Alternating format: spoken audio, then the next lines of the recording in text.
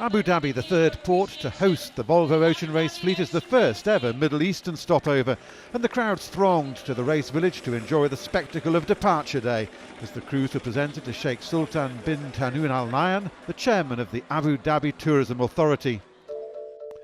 Leg 3 takes the fleet from its Emirati stopover 4,600 nautical miles to Sanya in China via Sharjah and a safe haven port in the Indian Ocean once again. And as the boats prepared to bid Abu Dhabi farewell, Ian Walker was hoping that his team's performance in the in-port race was a sign of things to come. The curtain raiser of the Abu Dhabi stopover was the Etihad Airways In-Port Race, and Puma Ocean Racing led the fleet over the start line in an 8 to 12 knot breeze. But that lead was short-lived when the crew was penalised and forced to execute a penalty turn, and they slipped to the back of the pack. Home favourites Abu Dhabi Ocean Racing made 30 seconds on the rest of the fleet and was first around Mark 1, but was then forced to dip below Groupama on the upwind leg. Ian Walker's crew was determined to give a good showing to the watching crowds, and Azam had regained the lead by Mark 2 over Groupama and the ever-consistent camper with Emirates Team New Zealand. Puma made amends for their penalty turn when they overtook top of the table Telefonica, who had trouble rounding the second mark. But as the breeze began to dwindle, Abu Dhabi Ocean Racing extended their lead. Ian Walker's team breaking the jinx as the only home boat so far to emerge victorious from their own in-port race. Emirati sailor Adil Khalid raised the flag of the United Arab Emirates as Azam crossed the line, claiming a much-needed 6 points, but more importantly, the plaudits of the assembled crowd. We're involved in a 9-month odyssey, around the world, and it's made of lots of little bits. But today is probably the most important day for Abu Dhabi. I don't think we've ever seen this many boats ever out in Abu Dhabi to watch a race. Many people new to the sport, and right now all they can see is their country flag being waved, and it's a real thrill.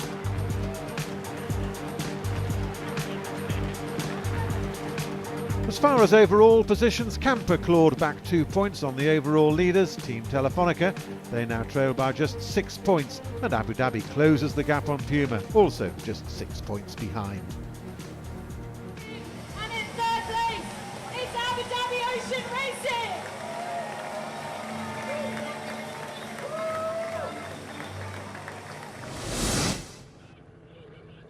Prior to the boat's sprint to Sharjah, the fleet had to negotiate a triangular in-port course before heading for the high seas. The first phase of the leg, just 98 nautical miles, so a good start was vital. This is a little bit unusual for yacht racing start. This is a reaching start.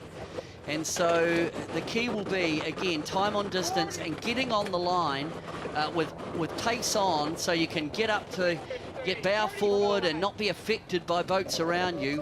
37 to go, the first and second boats here, and at close quarters. Well, this is interesting, Mark. We can see Camper's got a Jannar on, and just to leeward of them now, it was Telefonica with their, they've actually gone from a fractional reaching type sail, so have Camper. So the sail selection on this reaching leg is pretty important as we're into 7 seconds, we're into the countdown for the start of the leg to Sanya. So the boats have started. Lovely start by Telefonica to leeward of Camper. Camper safe at that windward end. There was a little bit of compression down there right on the pin. I think it was Groupama having to make a bit of a course correction to get round.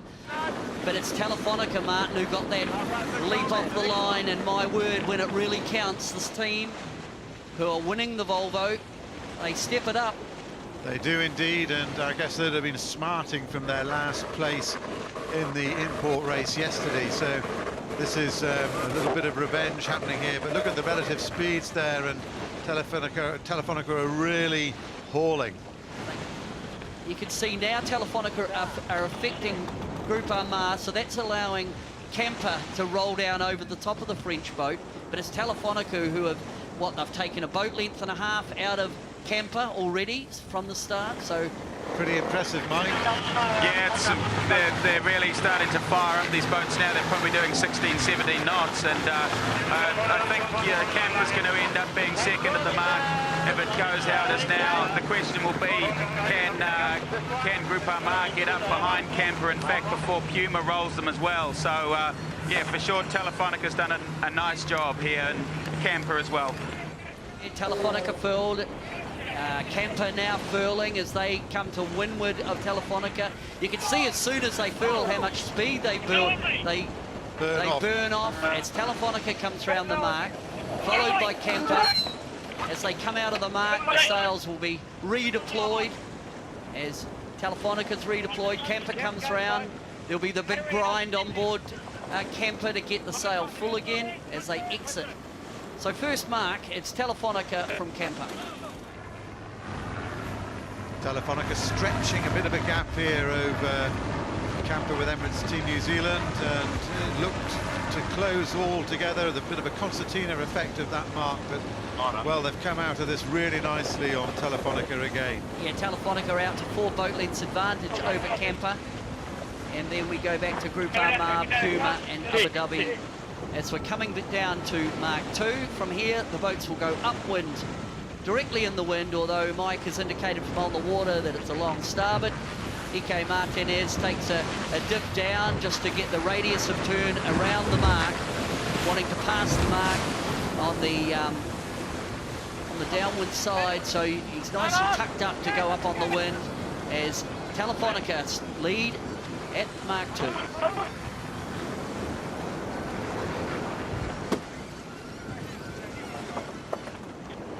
Camper now emerging from behind Mark 2 and trailing by what the clock is going to tell us. Big, really quite a big gain now, big gain indeed for Telefonica, Mike. Yeah, Telefonica's had a nice couple of reaches there, but Camper have done a nicer job getting their code 0 down, and Telefonica had to do a little wiggle, so a little head to wind to flick the code 0 around the windward side of the forestay, and so have given up probably half to 3/4 of a boat length by doing that. So Camper, made a nice little gain there as Puma rolls into attack on the mark. So she's the first one to split onto starboard. So Puma coming round behind Group Armagh in gas, in foul wind, so really Puma forced to tack away to clear their wind at that second mark. And Abu Dhabi Ocean Racing not looking as flash as they did yesterday, and I don't think Ian Walker will be too chuffed with where he's sitting now. This is not the way that Adil Khalid wanted to leave home waters. 23-year-old Adil Khalid is the first Emirati ever to participate in the Volvo Ocean Race, so who better to show us around his hometown than the Abu Dhabi Ocean Racing sailor? Yeah, it's a great place. We have great weather, always sunny. You can go to the desert if you like. If you like to go to the sea, you can go to the sea. You can go fishing. You can go down sailing. Today we have tour for sun. We are going karting and wakeboarding with my friends. It's in the sound, it's in the sound. Let us the police go. He's a fighter. What I learned from Adil, whenever you have a goal, you achieve it. Doesn't matter who's stubborn his way, he can reach his goal. But he's gonna lose tonight. But tonight, we're gonna beat this guy. I win tonight. This guy is crazy. All he cares about is speeding. He just go and doesn't matter what's in front of him. He's just gonna go. That's why I'm sure that I'm gonna win, because I'm gonna see him stuck in somewhere there. No. The friend's first stop, Abu Dhabi's karting track, provided a glimpse of his competitive spirit. Not surprising when you consider that he was selected from 120 Emirati hopefuls to join the Abu Dhabi Ocean Racing crew.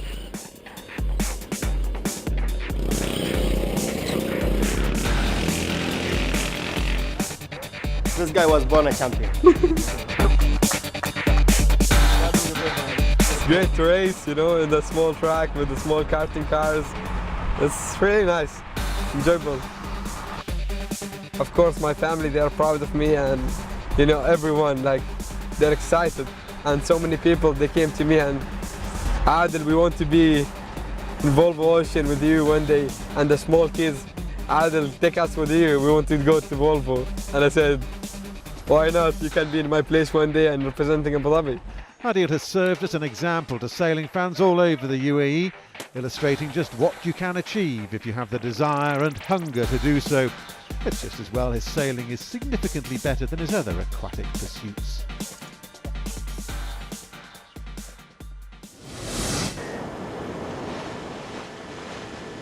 Telefonica will come out on starboard. They will be the windward boat. So they are putting a cover. They will set up to put a cover on the fleet. We can see the 3 boats on starboard heading up the course with Camper, and then we've got Groupama right down to Leeward. They didn't look so good yesterday, but my word, when it's come to the business end, Telefonica have come out here, they led off the line, and they were comfortable at Mark 1, but they've extended their lead. And this little upwind leg, it's about a couple of miles up to Mark 3. It's Telefonica who have got a comfortable lead over Camper, the Emirates Team New Zealand.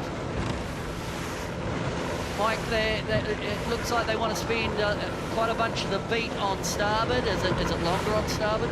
Yeah, it did look quite a true beat. I think one of the things which is looking from where I'm sitting is that the boats that were able to stay on port and get offshore a little bit look like they've nosed into a little bit more pressure. So I'm not sure what you can see from the virtual eye there, but it looks like Abu Dhabi, in fact, have made some nice gains because they were able to stay on port. And to my eye, she could easily have passed Groupama and Puma, or if not, certainly made some big inroads under them.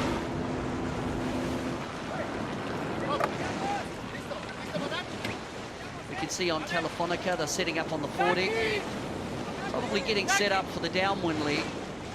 Sail selection, we can see already on the foredeck. Abu Dhabi getting ready to go into attack here, and it looks like what they've done here is just set up slightly past the ley line, so that even if they do meet, you know, the guys coming in, they're not quite as vulnerable to be lee bowed right on the ley line. So even though they're approaching on starboard tack, you know, the worst thing if it's this close is to have someone come in and lee bow you and then struggle all the way into the mark. So it'll be interesting to see how they play this. Great shot there. Marvellous pictures from the air. So that's Telefonica, and then we've got Abu Dhabi. Now Telefonica are going to affect Abu Dhabi here by tacking on the windward side. We can see Telefonica already have their downwind sail hoisted. This has been a very good leg for Abu Dhabi. So we got Camper coming in on port. Yeah, Camper going for a dip there at the moment, so she's consolidated to go behind Abu Dhabi. So what a beat by Abu Dhabi on the upwind. Abu Dhabi's come from 5th to 2nd. Ian Walker will be happy. Coming to Mark 3. First we've got Telefonica. They'll be followed by Abu Dhabi, then Camper.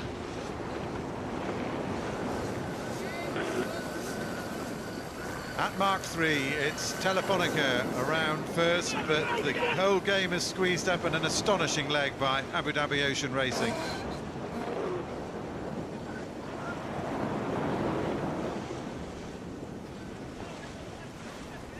Well, there'll be grinners again now on Abu Dhabi Ocean Racing after that. We were seeing a few glum faces, but that was just brilliantly done by Ian Walker. Fabulous comeback. I mean, any time in any race you can come from, you know, back in the pack to get back into a podium position. Got to be pleased with that as Camper comes round, followed by Puma and Groupama. As part of the Volvo Ocean Race celebrations in Abu Dhabi, more than 80 traditional Arab dhows took part in a race with crew members as guests on board. Going for dhow racing, and you know, it's I guess been fortunate enough over the years to sail in a lot of boats, a lot of beautiful maxi yachts and fast boats, but never ever in anything like a dhow. So I'm really looking forward to it. One of my hobbies back home is sort of historic classic boats and things like that, so I'm really excited to see how these things are built and how they're sailed and everything about them. So maybe once in a lifetime chance to sail on these boats with these guys. I'm very proud of their heritage, and it'll be great to be part of that for a day wherever we finish in the race. I think it's just going to be really cool to step back in time and go for a sail, doing what I'm told by the skipper, how it should be.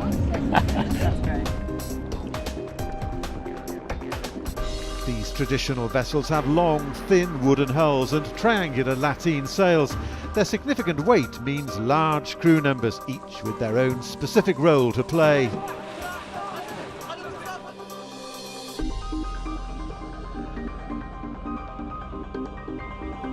I reckon we're in about the top 6 at the moment. There's a few boats down the leeward that they actually started pulling their sails up a little bit before us. You know, we lead this different life racing around the world in cool boats, and yet you come here like this, and this will be a picture that stays in your mind for a long time. I reckon it's very pretty privileged actually to have done this today. Pretty cool, really nice.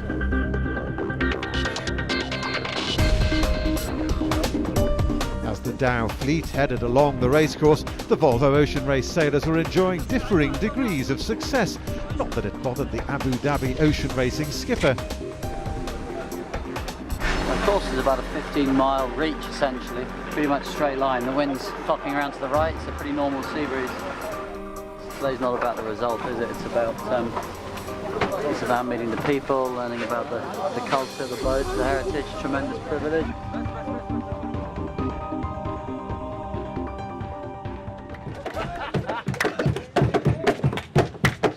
It's incredible. Nice to see these guys win and how they celebrate. It's always different. With his passion for maritime history, it seemed somehow appropriate that Puma Ocean Racing's Tom Addis was on board the winning dhow, skippered by Mohammed Rashid Shaheen Al-Marar. The skipper claimed the $1 million prize, and Tom enjoyed a day to remember. Camper appeared to have a bit of a problem there.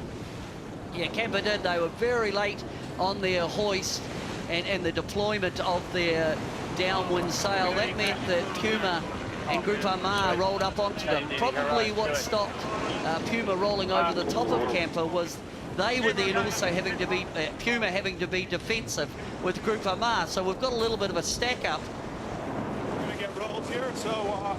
We're on board with Puma, Kenny Reid. He's not happy. Here comes a luff. Look at this. Here comes a luff. It's like sailing in the America's Cup. Kenny Reid, he's sticking it into Group Amar. Luff coming. Group Amar required to keep clear. We could see some action here, but Group Amar looked like they've defended. But wow, Kenny Reid, very aggressive. Yeah, quite a bit of frustration there, I think. And, you know, a luff is very hard in these boats because, you know, if the windward guys are able to keep clear and keep his sails set, often the windward boat accelerates, you know, so really hard to defend against. Well, that's exactly what's happened by the look of it now, that well, you can just see the body language on Ken Reid there, the body language of absolute frustration.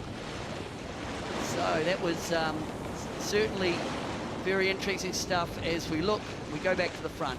Telefonica leads from Abu Dhabi.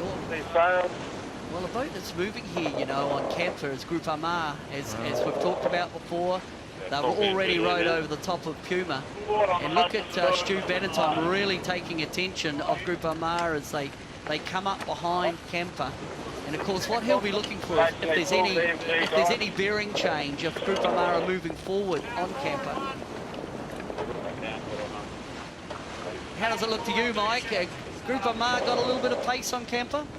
Yeah, for sure. Group Amar's, you know, sail is in a pretty nice mode down this reach, and yeah, they seem to have some wheels. You know, yeah, she once again, as soon as we start to see that bow come out of the water on Group Amar, she tends to be pretty slippery. Telefonica, they've filled up their downwind sail, they've gone back to a Genoa, 2-sail reach, now across to Mark 2, so it'll be leg 4, 5. So Telefonica lead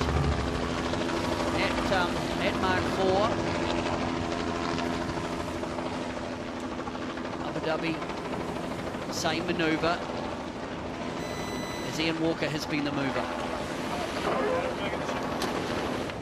And as we expected, Group Amar have certainly closed this one up. They certainly have. They've come at Camper. Camper setting up to get rid of their downwind sail, their Jenica. They'll go to a Genoa. That's a bit of a 2-sail reach across the bottom.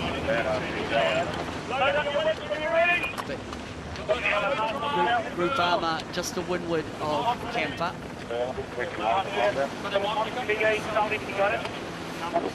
They're coming into Mark 4. They're on leg 4. They're actually going around Mark 1, but so they're about halfway around the triangle.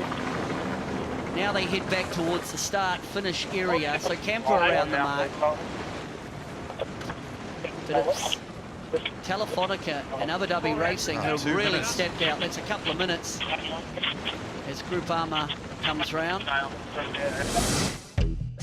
It seemed as though some of the Volvo Ocean Race sailors were missing their daily adrenaline buzz during the Abu Dhabi stopover. The perfect remedy? A trip to Ferrari World. I like speed, I like to go fast, I like the Ferraris. I think the best thing about today is that we're going to go fast and stay dry, so it's going to be a new experience.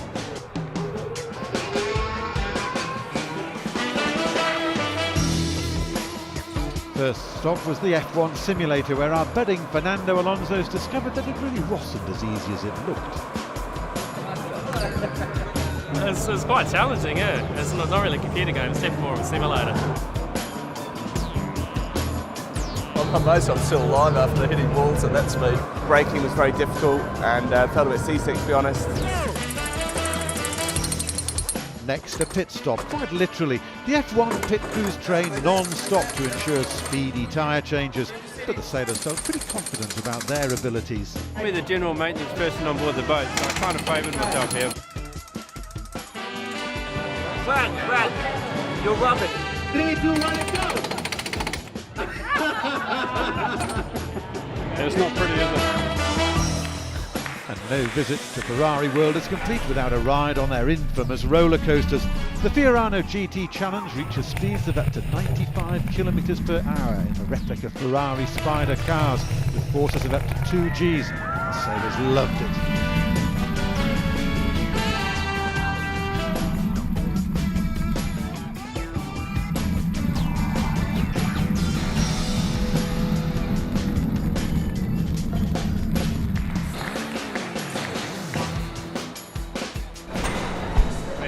Now to sign our contract with Ferrari.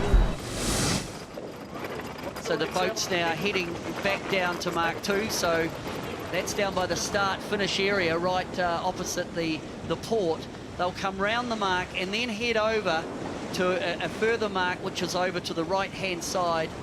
And then they're on the coastal course down to Sharjah. So the inshore component, the in-port component really is coming to an end, but we're already seeing such a quite a major split in the fleet. Abu Dhabi have stepped it up. It was on that windward beat that they came from 5th through to 2nd, and they had a good downwind with their Jenica on. They've kept in touch with Telefonica on that 2-sail reach across, and really these two have dropped the other boats quite a long way behind, as we can see there. We look back to Camper and then Group Amar. So that's the 5th. That's Mark 2, so that's leg 5's completed. Now they're going to heading out off the coast. Looks like a jumper at the back. I think that's Alistair Cook, who is in this florid shorts now. England batsman out here for the series against Pakistan. 72 tests at an average of 49.72. He's done a few exciting things in his life, but this is going to be another one of the guy next to him in the grey hat is Graham Swan. His nickname is Chin. He's 30. He's a 32-year-old and veteran of 36 tests, taken 153 wickets. His best figures 6 for 65. Now there he goes. Whoa! In goes Alistair Cook. It was a fair jump. You see how the life jacket exploded? Here goes Graham Swan. Oh, style! The salute! I love it. Very good. Having ditched the hitchhikers, another Volvo Ocean Race leg begins, and Telefonica are once more in pole position, for now at least. Next stop, Sharjah, and then onwards to Sanya in China. We'll see you then.